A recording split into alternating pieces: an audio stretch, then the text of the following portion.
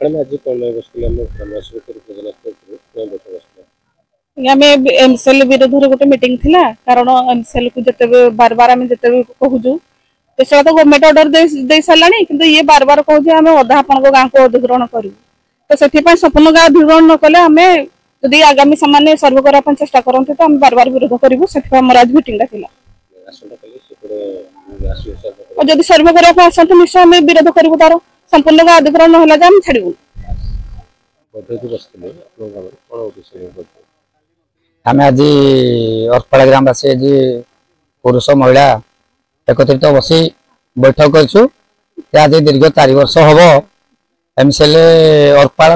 part माने अधा जाक अधिग्रहण करोटा कि आम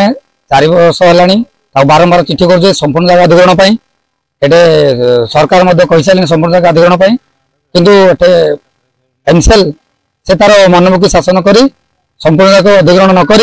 पार्ट जगह जबरदस्ती नापी चाहूँ जो अधा जगह को तेणु आम ग्रामवासी आज प्रस्तुति बैठक कर जो आसंता 21 तारीख दिन से सर्वे आसवे आम केमती तीव्र परिमाण विरोध करूँ से विषय आज